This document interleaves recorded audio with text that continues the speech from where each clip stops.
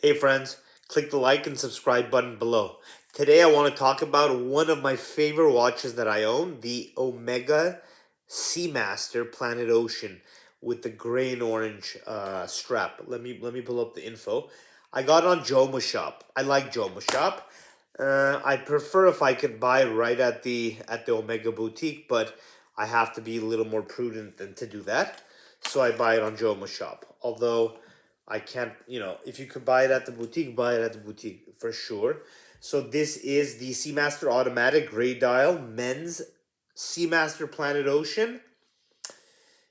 Reference 215-9244-2199001. Let me give you a little bit of info on this. It is the 43.5 millimeter case size, 16.04 millimeter case thickness, and it is titanium, and it has a beautiful exposed back. This is just a gorgeous watch. This is a stunning watch in my opinion. I love this watch. I got it for a little over 5K. Retails at over 8K. And let's go into the details here. Before I go into the actual watch, let me talk a little bit about this. So this looks like it's a fabric, but it's not. It's actually rubber, silicone. It's gorgeous. It is just gorgeous. And then as you come back here, you have the gorgeous titanium clasp. Gorgeous titanium clasp. Looks like it's a little. Is it a little? No, no. It's a little dirty, a little scratched. I've been using this watch. Gorgeous titanium clasp. You continue with this gorgeous silicone rubber that looks just like some kind of fabric, and then you have this gorgeous dial. You have a gorgeous dial. It's a Planet Ocean, so it's 600. Let me make sure I'm getting that correctly here. It's the evening, so I want to make sure we're 600 feet or 1,000 meters. Let me turn on the light here to double check. Yes, 600 or 2,000. 600 meters or 2,000. A three.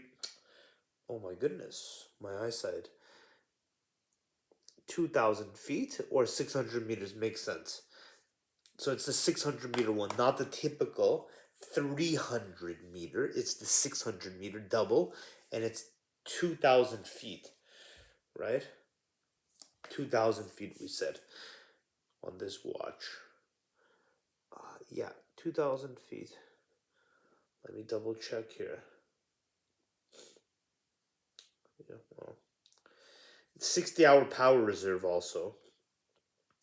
And it is if you care about the movement, if you're a true watch nerd, which I'm not that much of a watch nerd, but if you care about the movement, it's the Omega Caliber 8900, the 8900 60-hour power reserve. And I said the exact model reference in the beginning. And if you're skipping ahead in the video, I'll repeat it again. It's 600 meters, 200,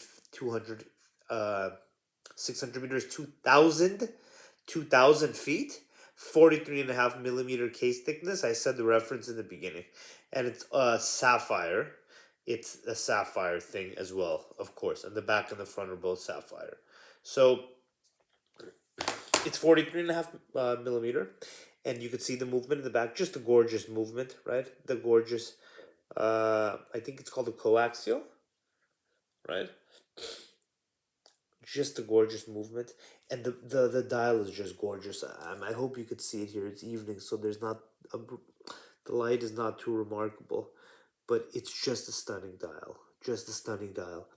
It's it's it's silver and gray, and the numerals are just gorgeous and thick, and then right around it you have it's just this beautiful titanium. Um, and it's just quite recessed with very thick numerals there, as you could see. When you look at it in person, I think you could tell here they're thick. They're not just like thin painted on. They're quite thick and gorgeous. And you have the helium release valve. 99.99% of people are not going to use this. This is a desk diver, as they would call a desk diver. No one's going to be using this, most likely. But you have it there. Omega still does it. The helium release valve, not a big fan of that. I like the way some of the other watches, I'm not going to name any names, but Rolex and a few other watches, they have just a more simple approach for helium release. But yeah, okay. I think it's wild and interesting. That's what makes it a Seamaster.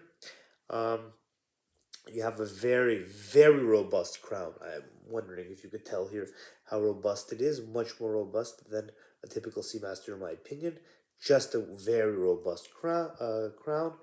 It's recessed all the way through, but it's done gorgeously. The crown guard is very light. It's very gentle. It's not too intense. The crown guard there. I'm trying to. There we go. We got a little better. It's recessed and it's just gorgeous, and you have the Omega sign, of course, on it, as you could see here. And you have the bezel that moves. It's a fine bezel, not too much play. Let me see here. A tiny bit of play. Just you just Omega. They just have a little bit of play, in my opinion. Some of the other brands, they're a little tight. I don't know why, but just a tiny bit of play. I love Omega, but there's just a tiny bit of play. Let me put it on my wrist, of course. And so, and it's gorgeous sapphire, gorgeous back, just stunning. And the whole thing looks just powerful. It just looks gorgeous and powerful. You can wear it anywhere. I wear it on hikes. I wear it to spas. I shower with it. I'm aggressive to my watch. This watch, I'm aggressive with it, and it's holding up quite gorgeously. Just quite a stunning watch. I wear it to the gym. I don't baby this. Yeah, it's a desk diver, but I mean, it could take a spa, it could take a pool, it could take a hike where you're mindful, you're not banging it, and it's incredibly light. Let me tell you, it's incredibly light because it's not steel, it's titanium. I wish it would felt a little heavier, but titanium is super primo, super gorgeous. It's not a precious metal, not at all, but it's a gorgeous thing. They make the Apple Watch in titanium as well, and I'll do a review on that later on. They make the Apple Watch in titanium as well, and it's just a popular, gorgeous material, and the whole thing is titanium, and even the clasp is titanium. So it is light in a sense. Like if you're on a hike or something, it's just gorgeous, easy to adjust for most people. I have the tools. I adjust my own watches, but most people don't want to do that. This is easy. You can adjust it super easily, and it's just a nice watch like this. It's just a nice corporate desk diver, in my opinion. I like the orange. What else can I say about this watch? Um, you know, the it's very different than, let's say, a Submariner, a Rolex Submariner. This is more showy, for sure. This is a showy watch. It's not something. It's not subdued. Now, it's not gaudy by any means, not gaudy at all. But it's a showy piece for sure. I think it's a gorgeous watch, and I think that if you get it for a good price, it could be a good piece to add to your collection. Now, is it going to be an investment piece? No, I don't think so. I don't know. But it's a gorgeous piece, in my opinion. I love this. This is one of my favorite, my absolute favorite, one of my top three, four pieces in my collection. Um, I really enjoy this watch. And I think you can't go wrong if you get it for a good price from a reputable dealer. Now, also, you shouldn't be getting this on credit card. Don't be a moron. It should be paid cash because you don't want to be financing such a thing. Now, if you're gonna get something like a Rolex, that's a rare Rolex, and you have a relationship with a dealer, maybe you could justify, maybe, but still you shouldn't do credit cards. On this, only cash, and try to get it for a good price. If you can do it from the Omega shop, that's better. I I had, I couldn't toss that extra 3K almost. So I wanted to get a good price on this. So at 5K, I think this is a wild piece. This looks like a $10,000 piece. It looks like a $10,000 watch. Getting it for 5K seemed kind of like a good deal. Now, when you do it for 8K, now we're pushing it a little bit. But still, if you can afford it, that's a nice thing to do. But only cash, no credit card.